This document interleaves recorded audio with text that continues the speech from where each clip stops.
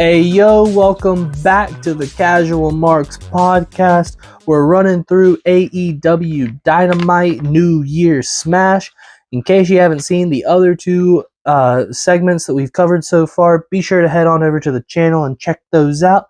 And if you're joining us here for the third, I'm the Mark. And I'm the Casual. And it looks like next up on the list, we've got Bryan Danielson going against Eddie Kingston in their Continental Classic Blue League Finals. How did you feel going into this match? Did you have any kind of predictions, certain feelings about the Gold or Blue League overall? How are you feeling going into it? Everyone's gonna hate me for saying this, but I'm not a fan of either one of these guys. And I think this Bryan Danielson guy is just Daniel Bryan with an eye patch. I don't know. I think that something's up with that. He looks very similar to him. He does similar stuff. Trying to yeah. I mean, you could you're onto something here. That's what I think. But no, I'm just not a fan of these two guys. Majority, I don't know, it's not my type of wrestling. I prefer the storytelling outside of the ring to get me to want to watch what's inside the ring, and I feel like these two guys, like Bryan Danielson, is just like, I'm a good wrestler, and then he tells a great story in the ring, but kind of loses me. And then Eddie Kingston is just like, oh, I'm a bum and I hit hard. And I just... Good way to describe him. Yeah, I just wasn't really that interested in the match going in. And I thought that Bryan Danielson was definitely going to win, especially because he was the one announcing it, and thought it would be a good way for him to go into, Wrestle Kingdom? World's End. No, but where is he fighting? With Okada? That will be Wrestle Kingdom. Yeah, I think that would be a good way for him to go into that. Does that mean that Bryan Danielson's not going to be on World's End? At least not in a match. Huh, interesting. Might be taking some time to let his orbital heal up before flying. You might think that he might have had all those matches. No, that would be silly. Go back to those bingo halls if you love wrestling so much. For anyone that is from our TikTok, y'all know I was really, really expecting that the finals were going to be Swerve versus Bryan Danielson. So I also was going into this highly expecting Danielson. But then Moxley won the Gold League, which really threw a wrench in my whole plan. And as soon as that happened, I started to get the feeling that it was in fact going to be Eddie's night. And it probably makes a bit more sense. Eddie has a little bit more of a storied history with Moxley, as well as being from New York. Does he hate Jon Moxley? Is that the one he hates? He hates Claudio Castagnoli, who is another member of Cesaro. Yes, that is Cesaro. But it's Claudio. Not important. But he does not hate Jon Moxley. No, they actually are like long-standing friends. Gotcha. But his hatred of Claudio was so much that he would fight Moxley. Okay. Which, respect. I know you took some notes during this. Let's run through your notes, see what you were thinking during the show itself. I just had to reiterate that I don't like Eddie Kingston. Not a fan of his. You know, I think a lot of people in our TikTok comments are right there with you. Really? I thought that I was going to be the outlier and that they were going to be mad at me. Based on how I've been watching the women's division sucked, even though I didn't say that. So that they don't suck right after. Listen to the whole video. If you guys aren't sure what he's talking about, you can check out our NXT Performers of the Year video over on the channel right now. But Eddie Kingston, the people that like Eddie absolutely love him. But that's not everyone. Yeah. It's not everyone's cup of tea, and he's not my cup of tea. I thought it was interesting. This was not the main event. Yeah, I also thought that was a little strange. Throughout all of the Continental Classic, we've both started and finished with Continental Classic as a way to really bookmark the show. Yeah. And to kind of push the importance of the Continental Classic. And I thought this was the most important. Maybe the starting match might have been the most important, but this one is not second, the most important match so far of the Continental Classic. And certainly in Blue League. Yeah, and for AEW to be so adamant that the main event does not have to be about championships, I thought that this would be the main event. Especially AEW, which prioritizes so much of, wrestling versus, we'll get to the main event, but it was MJF and Samoa Joe versus the two masked devil followers. I believe they actually call them the Devil's Masked Men, but I will always call them Devil Worshippers or Devil Followers because that sounds cooler to me. What are your next notes? I have that it's a lot of chops. Yeah. Said that it felt like Dana White slap series. I don't know. Just to me, that's not my type of. I do love some chops, but I don't want the whole match to be chops. And for everyone to tell me how good Bryan Danielson is, for that to be the match, it just wasn't. I don't know if Eddie Kingston is so limited and that's all he can do, or if that's just. Well, it's not exactly that. It's closer to how a Gunther match. His strikes are so dangerous, so it's a big aspect of his offense. But why is Bryan Danielson doing that right there with Eddie Kingston? Because Bryan Danielson, as part of his character, is a psychopath that just wants to have the best wrestling matches he can. Well, if he wants to have the best wrestling match he can, he wouldn't just be sitting there slapping somebody. Hey, he's got to get their fighting spirit up. I don't know what to tell I guess so. I didn't necessarily have an issue with the amount of chops. I did think that it started to be a little bit it was just monotonous, yeah. Just because, I mean, Danielson's chest in this match was looking rough. Yeah, I will say that Taz had a good line that said pastrami chest, and I really enjoyed that. Pastrami chest? Yeah. And I didn't think it was that bad at first, but then it started like whelping up and everything. And it did look kind of nasty, but it's not Sheamus nasty. So that's where that's my benchmark. It's real hard to look Sheamus nasty with that's that my pasty benchmark, skin. and if they can't reach that, then that's their fault. That is their fault. All right, fair enough. What other notes you got? I have the bird from Eddie Kingston. I enjoyed that. Thought that was funny. His fighting spirit. That's what is it? Where's he from? Brooklyn? The Bronx. The Bronx, yeah, that's the Bronx coming out in him. I still hate the ref.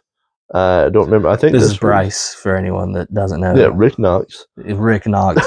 I incorrectly one time said Rick Knox. There's too many bald refs, and now Rick Knox is just stuck. Any bald ref on AEW is Rick Knox, and I hate them. Hashtag fuck Rick Knox is the hashtag to use to refer to this incident. I have that as hard hitting, and I have that Kingston wins. I was very surprised by that, but that the match kind of.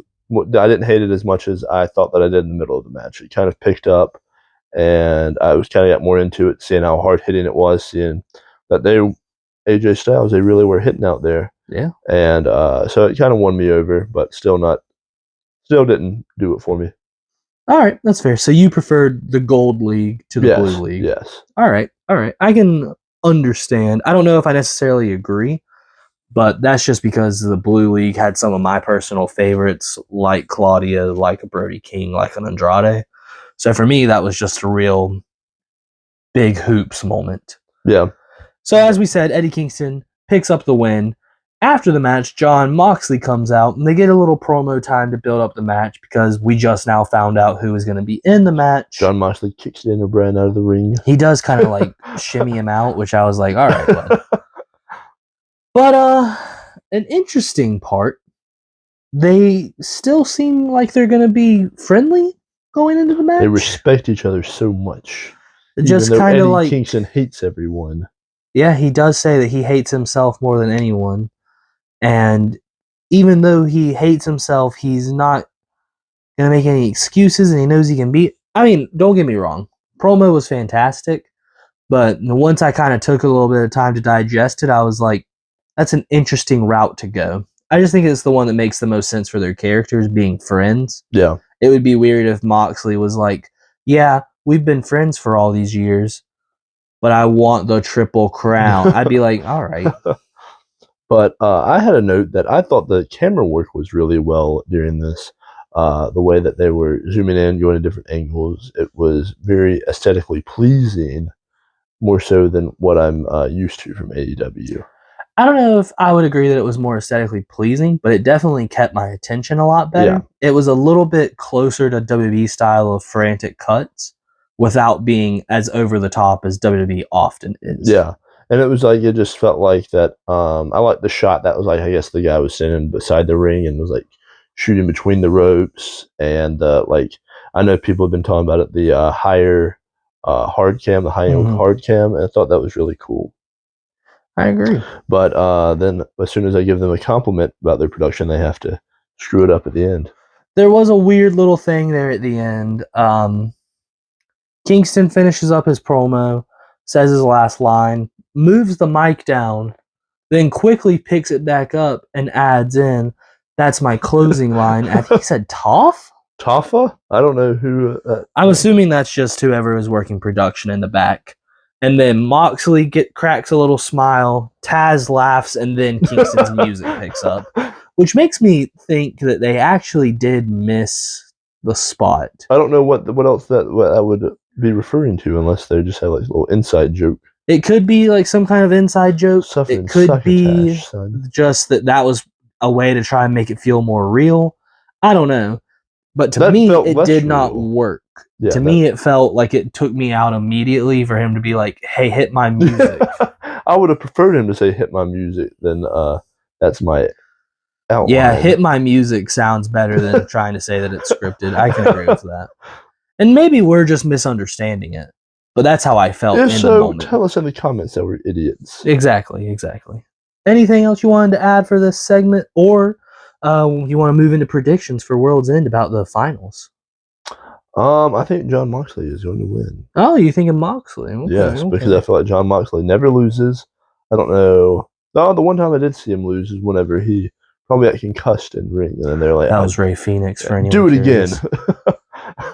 But I feel like I haven't seen him lose a bunch. And to be fair, Eddie Kingston doesn't take a lot of losses either. Yeah. Someone went through and calculated, and I'll try to find this tweet as well.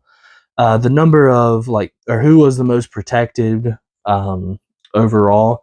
I want to say Eddie Kingston had 85% wins throughout the year. That's insane. And he really is John Cena. Underdog, always wins no matter what. It wasn't anywhere near as much as Cody Rhodes. Cody Rhodes has lost 4 matches across 120. That's why I said John Cena. No, okay, fair enough. I think Eddie, just because 2 of those titles are already really Eddie's, being the New Japan and Ring of Honor title. That's a New Japan title? Yeah, the Triple Crown is a New Japan title, a Ring of Honor title, and an AEW title. Oh, that makes sense. And 2 of them are already Eddie Kingston's. Oh. He just put them on the line along with this new Continental Championship. Interesting. So does that mean that whoever wins is going to be traveling to New Japan to defend it there and stuff like that? Probably not super duper often, but every now and then, yes. Does that mean that somebody from New Japan could win it and keep it there instead of... the entire Triple Crown? Yeah. Probably, yeah. Interesting. Which is especially interesting because one of those titles is the Ring of Honor World Championship. And the World Championship. Oh. Huh. So they're just burying Ring of Honor. I don't think they're burying it. It's just, to me, they don't have a champion anymore. To me, Ring of Honor feels similar to how NXT feels in WWE. I think that's a stretch. I think Ring of Honor is main event. Ooh. Now you are burying Ring of Honor. That's a burial. I know people don't hate me for that. I don't think it used to be, but now it's that level where it's just the main event type. Or Ring of Honor puts on some incredible shows. So did main event. But I will agree that Ring of Honor does not have the greatest platform. That's why Ronda Rousey's on there. I'm just kidding. All right. I love you, Ronda. That's where we're going to pull the plug on this episode. Coming up next, we've got the Sky Blue match, and then we'll talk about the main event. What about the Christian and Edge face-off? Yeah, we'll touch on that one. There's not a ton to say about it, but we'll touch on it. Talk about Nick Wayne's mom. All right. Let's pull the plug on this episode. Be sure you like, subscribe, and comment down below. In case you forgot, I'm the Mark. And I'm the Casual. Thanks for listening, guys.